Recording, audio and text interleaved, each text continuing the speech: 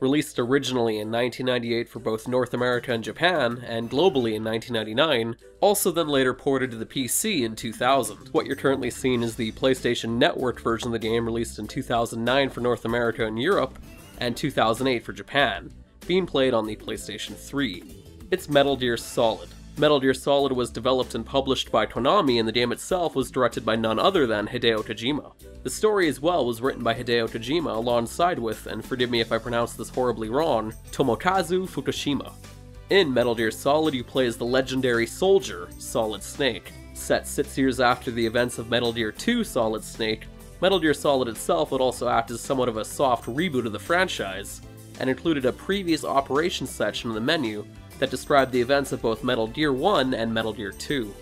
However, in Metal Gear Solid, Snake is forced out of retirement from his home in Alaska to stop a possible nuclear attack on the US, as well as having to save 2 hostages located on the remote island in Alaska's Fox Archipelago, codenamed Shadow Moses, which itself is a nuclear weapon disposal facility.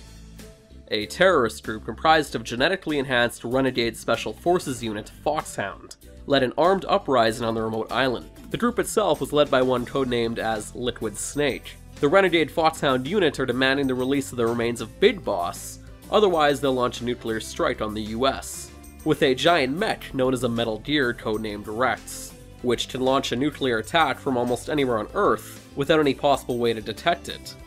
So without spoiling or giving away anything else, it's up to Solid Snake to infiltrate the base, save the hostages, stop the Renegade Foxhound unit, and find a way to prevent them from launching the nuclear attack. But is it any good? Let's find out with The Good. Is this the first time you ever pointed a gun at a person? Your hands are shaking. Can you shoot me, rookie? Careful, I'm no rookie. Liar. That nervous glance, that scared look in your eyes. They're rookie's eyes if I ever saw them. You've never shot a person, am I right? You talk too much. Metal Gear Solid is probably my all-time favorite franchise in video games. I have a bit of a positive bias towards the series as a whole, so just keep that in mind. Now, despite the story becoming fairly convoluted as the franchise progressed and a mixture of serious military tone with goofy ideas and humor thrown in, as well as retcons to the original Metal Gear series itself, and a ton of fourth wall breaks. Speaking of which, what's even more amazing, those said fourth wall breaks aren't even intended to be funny. The fact they still keep this serious tone after telling you to press a button on your controller, it completely takes the fourth wall humor tropes and throws it out the window. Now, despite all this, Metal Gear Solid still manages to present an amazing and even thought-provoking and emotional story. A story, mind you, that blurs the line of realist and fantasy storytelling. Something that back in 1998 for a video game to completely nail was an incredible accomplishment. One thing that obviously helped with this was the voice acting. Prior to Metal Gear Solid, very few games even featured voice acting, let alone good voice acting. Stop it! Don't open that door! That was too close. You were almost a Jill sandwich. Jill sandwich. Jill sandwich. And Metal Gear Solid's voice acting is easily some of the best out of that era. None of that gene therapy like there is today. You guys were real heroes. There are no heroes in war. All the heroes I know are either dead or in prison. One or the other. But Snake, you're a hero, aren't you? I'm just a man who's good at what he does. Killing. There's no winning or losing for a mercenary. The only winners in war are the people. That's right, and you fight for the people. I've never fought for anyone but myself. I've got no purpose in life, no ultimate goal. Come on. It's only when I'm cheating death on the battlefield. The only time I feel truly alive. Some of the most emotional segments throughout the story are so perfectly nailed thanks to the quality voice acting from people such as David Hayter, the iconic voice of Solid Snake. One thing interesting to note is most of the voices featured at the intro of the game aren't using real names. More or less due to avoid the Screen Actors Guild back then, which prohibits its members from taking non-union jobs. But when a voice actor needs an income, he or she may take a job under a false name and attempt to avoid the SAG's notice. If caught, the SAG may respond with fines and suspended health coverage, so most actors have a motivation to do all they can to discourage people from linking his or her name with the alias that they provide. But thankfully they would later be credited once Metal Gear Solid became a smashing success. Voices such as Debbie Mae West as Meryl, or Cam Clark as Liquid Snake, for example, are the key to what made some of the most emotional cutscenes in the story so damn great. But story and voice acting aside, probably one of the best aspects to Metal Gear Solid was its gameplay. Metal Gear is most known to this day for bringing popularity to the stealth genre, and it's very easy to see why with this and the previous Metal Gear games. The sneaking gameplay of the series is pretty iconic, and it works well enough in Metal Gear Solid. Most of the time it's more beneficial to completely avoid combat altogether in Metal Gear Solid, especially early on when you have low health and no other weapons outside of your SOCOM pistol. What was that noise?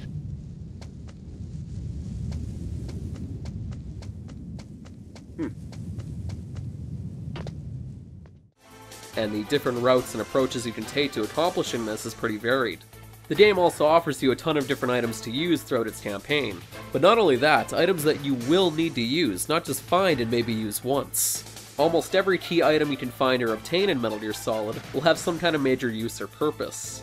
For example, from the mine detector allowing you to see where claymores are placed around the environment, to thermal goggles, night vision goggles, or hell, even your cigarettes letting you know where detection lasers are in the environment, or calming down your breathing while you're trying to snipe. Metal Gear Solid's use of the inventory is incredible and makes you feel like you're a complete badass who can tackle any situation thrown at them. However, a fair bit of warning for anyone interested in playing Metal Gear Solid, it's definitely no cakewalk. Metal Gear Solid won't hold your hand through its campaign, so I highly recommend you play the 10 VR missions found in the main menu to learn the basic controls and sneaking mechanics of the game. The boss fights as well can be pretty challenging and dragged out, and if you're not accustomed to the control scheme or you're pretty rusty like I was, expect to get your ass handed to you a few times in your adventure with it. Especially the Metal Gear Rex battle, which probably brings up my most favorite thing about Metal Gear Solid, the boss battles themselves. Metal Gear Solid has possibly some of the most memorable boss fights in the history of video games. Everything from fighting a cyborg ninja, to Psycho Mantis reading your memory card and forcing you to switch out controller inputs in order to properly fight him, to an amazing sniper battle with Sniper Wolf. Metal Gear Solid has excellent and extremely memorable boss battles, each with their own variation in beating them, patterns, and all feel very unique from one another, and are some of the most memorable moments of the game. But now let's discuss the bad. Liquid! Snake! Did you like my sunglasses? Probably my biggest issue with Metal Gear Solid is the dated camera angle. The game is basically played in a bird's eye view most of the game, and because of this, you're essentially forced to use the Soliton radar system to pick up on enemy locations, or how close they are to you. And if, for example, you need to shoot someone off screen, you basically have to hope to God the lock-on pick them up and mash square until you hear them getting hit. And in moments of the game where the radar system is jammed, which mind you is pretty frequent, you'll have a number of moments where you're suddenly spotted by someone off screen, or shot at by a turret gun you had no hope in hell of spotting.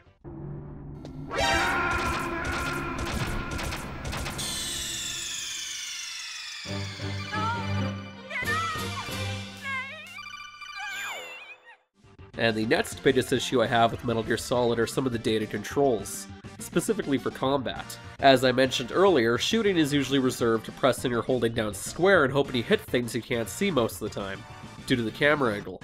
But thankfully the SOCOM pistol has a lock-on that makes things slightly easier. But sadly, trying to take out someone with a stealth attack is a whole different story. Square is both for throwing an enemy as well as choking them, the only difference being you have to be standing still in order to choke someone or snap their neck. But yet in order to choke somebody you also have to be behind them. So you can already probably tell how this can be pretty overly complicated. I had a number of moments where I simply wanted to choke someone and instead just threw them, or immediately set off an alert because of trying to move up behind them in order to do it. So as I said earlier, if you intend to play Metal Gear Solid, keep combat as a last resort. It's really not worth it. As for my next issue, as great and memorable as the boss fights are, they kind of dragged on for quite a while. Mind you, this is a minor issue. But if, for example, you die during the second phase of the Metal Gear Rex boss battle, which itself takes roughly 5 to 10 minutes just to beat, you then get an equally long cutscene as well as a segment where you can't shoot because of plot reasons. Then you finally get to the second phase of the boss fight, but if you die during this, you're back at square one. You then have to rebeat phase 1, skip the cutscene, and then you can't skip the bit where you can't shoot because plot, and then finally, you'll be back where you left off. And finally, my last issue are some of the backtracking sections can be pretty tedious, but one in particular where you have to heat up and then cool down a PAL card is the most notable in terms of tedium. The whole section is possibly one of the most dragged out and poor excuses to increase game length and playtime in the whole game. By the end of it all, you'll have to go up and down these ladders over 7 times. But probably one of the worst sections in the game is this communication tower stairway. The stairway sections are probably the most annoying segments in the game for the reasons I've already stated about the camera and control issues. My advice is to just keep throwing stun grenades and running like hell. Trying to shoot your way through here won't accomplish much. Whew. I made it to the roof. You must be exhausted, Snake. It was no big deal. And then after that, you have to do it all over again, but with a bunch of turrets. So I hope you stocked up on chaff grenades, or you're screwed. In fact, just make sure you have chaff grenades at all times. They're some of the most helpful grenades in the whole game, even more so than actual grenades. But now let's discuss the ugly.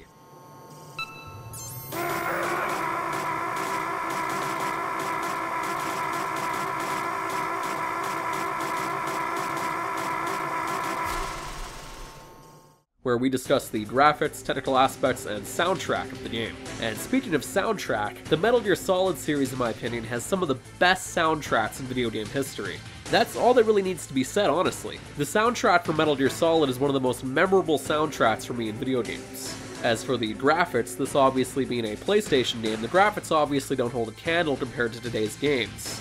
But for the time, they were pretty solid. Pun intended. You know, aside from the blurry potato faces. But thankfully, despite all this, the cutscenes are still absolutely amazing, thanks to the incredible voice acting as I mentioned earlier, and for a 1998 game, the cutscenes were absolutely incredible for the time. The atmosphere as well for the facility in Shadow Moses Island are executed well. Everything from the gruesome hallway scene, to the wolf caves, and the disposal facility itself as you sneak your way through the vents, it's all very well done. And during my 8 to 9 hours or so I spent with Metal Gear Solid, I'm happy to say I had no bugs or technical issues with it, aside from some minor clipping issues, and that's always a plus. Metal Gear Solid is probably one of my favorite original PlayStation titles of all time, despite some of its flaws. And if you've yet to play Metal Gear Solid, I highly recommend you give it a go. Despite the issues I had with the game, overall the game still holds up very well, and would go on to popularize the stealth genre as we know it today. But now, it's time for my rating. In any case, you should contact Meryl by codec. Wasn't her frequency written on the back of the CD case? Oh, okay. Back to the CD case. I'm on the download version. Let's try and look for it here. Sign slots, console settings. It's manual here. Camera modes, no. Here we go. Use of the codec. There's nothing here about Meryl's codec. I know, I'll just ask Master Miller.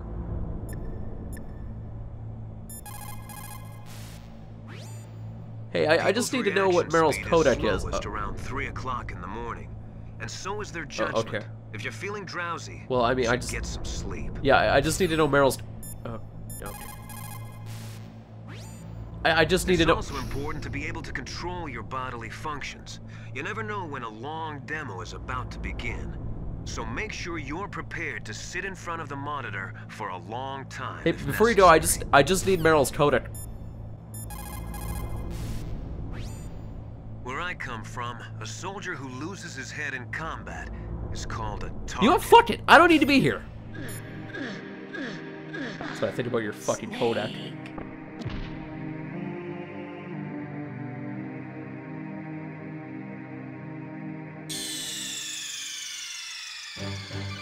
What happened? Snake?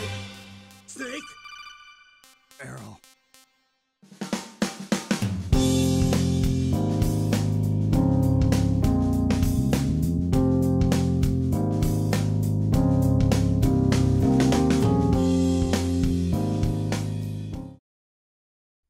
God damn it, there it is.